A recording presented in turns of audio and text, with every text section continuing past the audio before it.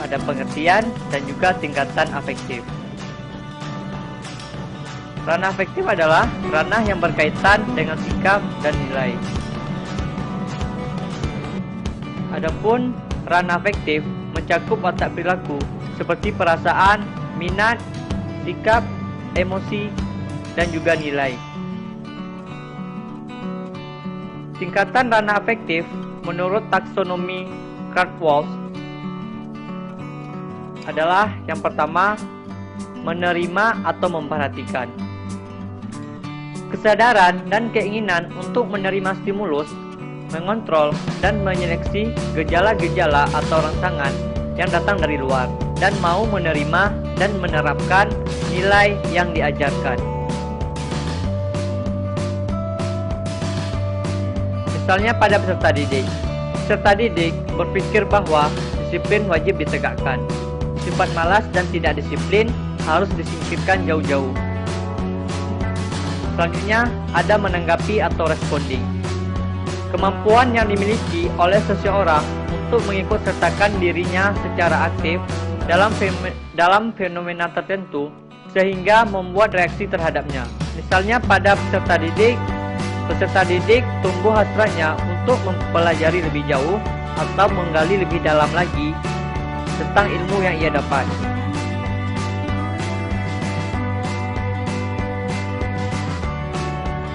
Selanjutnya ada menilai atau menghargai. Menilai atau menghargai artinya memberikan nilai atau memberikan penghargaan terhadap suatu kegiatan atau objek, sehingga apabila kegiatan itu tidak dikerjakan, dirasakan akan membawa kerugian atau penyesalan.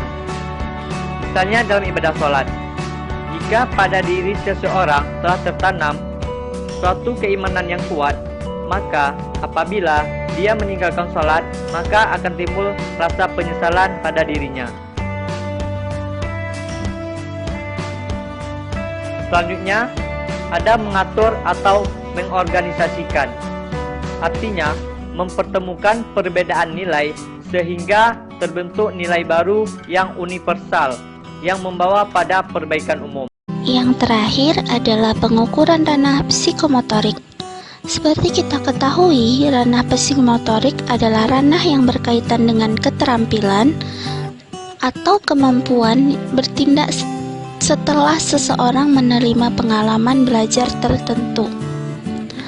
Penilaian hasil belajar psikomotor dapat dilakukan dengan 3 cara, yaitu melalui pengamatan langsung selama proses belajar mengajar, setelah proses belajar mengajar, dan beberapa waktu setelah selesai proses belajar mengajar, atau dibagi menjadi 3, yaitu dalam tahap persiapan, proses, dan produk. Tujuan pengukuran ranah psikomotorik adalah selain memperbaiki pencapaian tujuan instruksional oleh siswa pada ranah psikomotor, khususnya pada tingkat imitasi, manipulasi, presis, artikulasi, dan naturalisasi.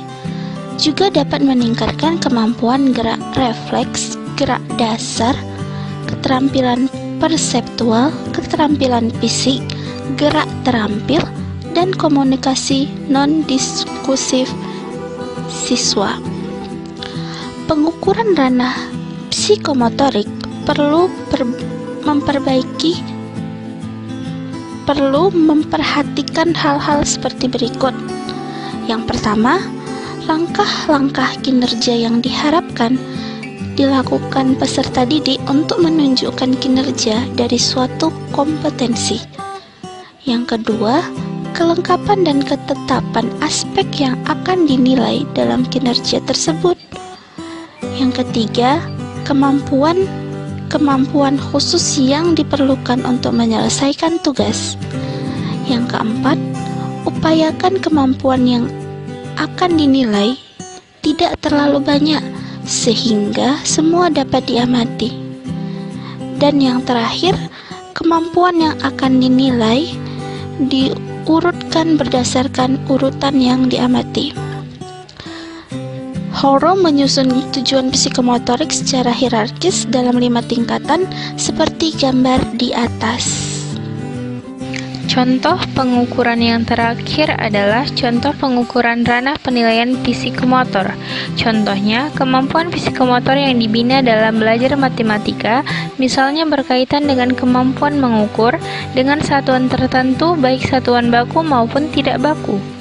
Menggambar bentuk-bentuk geometri, termasuk bangun datar, bangun ruang, garis, sudut, dan lain-lain, dengan atau tanpa alat. Contoh lainnya, siswa dibina kompetensinya menyangkut kemampuan melukis jaring-jaring kubus. Kemampuan dalam melukis jaring-jaring kubus secara psikomotor dapat dilihat dari gerak tangan siswa dalam menggunakan peralatan, yaitu jangka dan penggaris saat melukis. Secara teknis, penilaian ranah psikomotor dapat dilakukan dengan pengamatan